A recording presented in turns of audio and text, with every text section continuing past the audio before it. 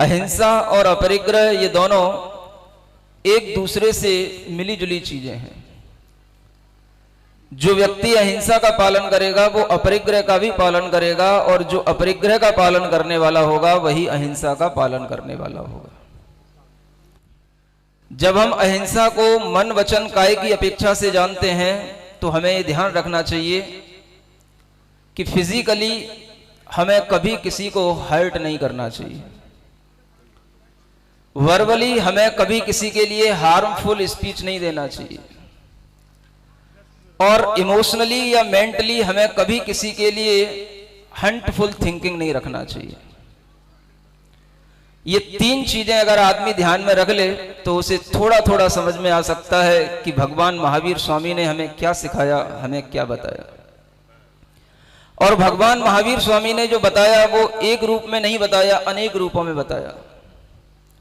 धर्म की परिभाषा भी उन्होंने कई रूपों में की, और इतने रूप धर्म के बताए कि आदमी को अगर वह धर्म समझते समझते अगर उसकी एक जिंदगी नहीं 10 जिंदगी खप जाए तो भी वो धर्म को समझ नहीं सकता।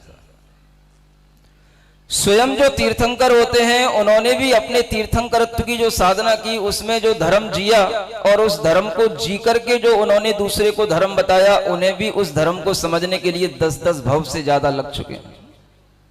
आप ये ख्याल रखना कि भगवान तीर्थंकर ने जो धर्म बताया है वो धर्म अनेक रूपों में बताया। धार्यते इति धर्म, जो धारण किया जाए उसका नाम धर्म कहा। हमने अगर कुछ गलत धारण कर लिया है तो उसको हटाया जाए, और जो सही है वो उसको धारण किया जाए। अगर हमने हिंसा धारण कर ली है तो उसे हटाया जाए, अहिंसा को धारण किया जाए। हमने अगर क्रोध धारण कर लिया है उसे हटाया जाए, क्षमा को धारण किया जाए। हमने अगर परिग्रह को धारण कर लिया है उसे हटाया जाए, अपरिग्रह को धारण किया जाए। हमने अगर ईर्ष्या मान मत्सर इन विभाव भावों को धारण कर लिया है तो उन्हें हटाया जाए, और हमें साम्य भाव को धारण किया जाए। भगवान महावीर स्वामी उस धारणा को भी धर्म कहते हैं, जो धारणा हमारी आत्मा तक पहुंचे।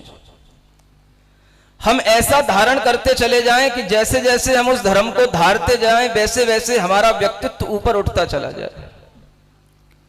जैसे जैसे हम और ऊपर उठते चले जाएंगे हमें वो नई नई और चीजें बताएंगे, और जैसे जैसे आप धारण करते चले जाओगे आप ऊपर उठते चले जाओगे।